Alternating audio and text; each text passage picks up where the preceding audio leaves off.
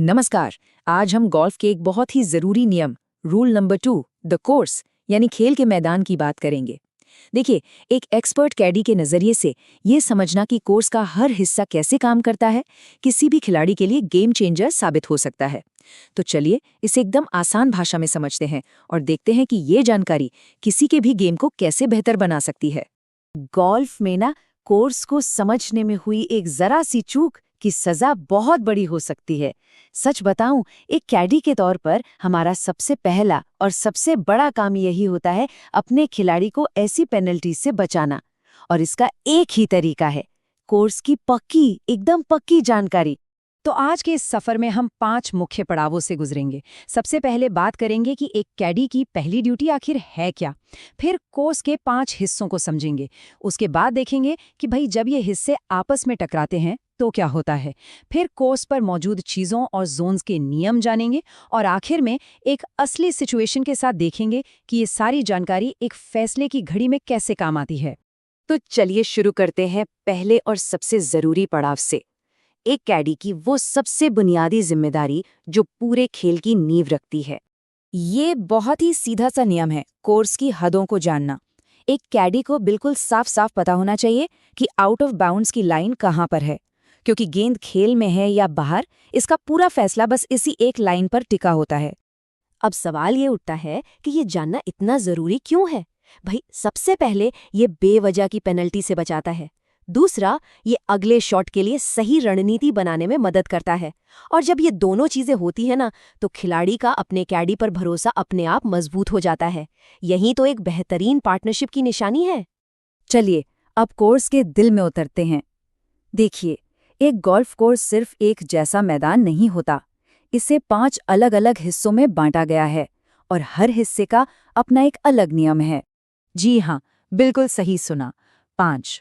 और मजे की बात यह है कि ये दुनिया के हर गोल्फ कोर्स पर लागू होता है। अगर इन 5 हिस्सों को पहचानना आ गया ना, तो समझिए आधा काम तो वहीं आसान हो गया। तो ये हैं वो 5 मुख्य हिस्से: the general area, the teeing area, penalty areas, bunkers और द पटिंग ग्रीन। अब इन 5 हिस्सों को समझने का एक आसान तरीका है। इन्हें हम 2 ग्रुप्स में बांट सकते हैं।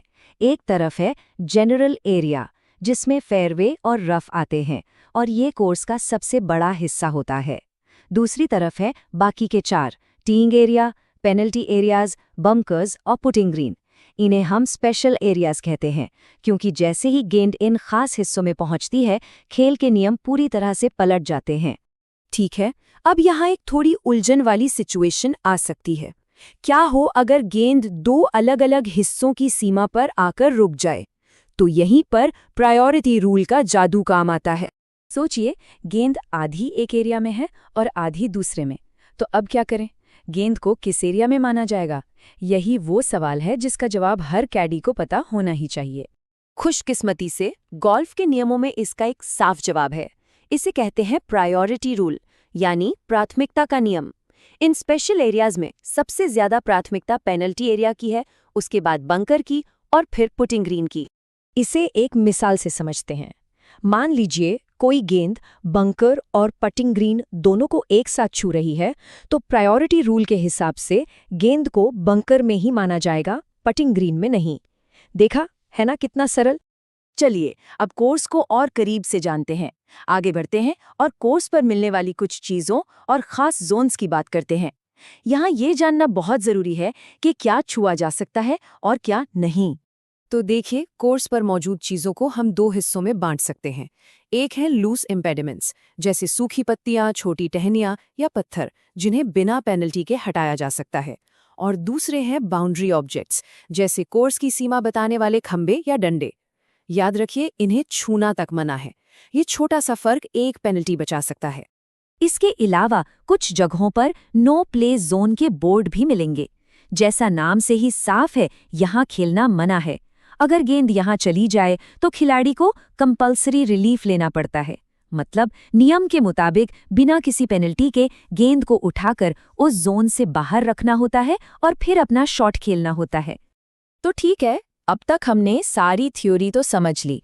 अब एक असली सिचुएशन की कल्पना करते हैं, जहां एक कैडी का एक छोटा सा फैसला खेल पर बहुत बड़ा असर डाल सकता है।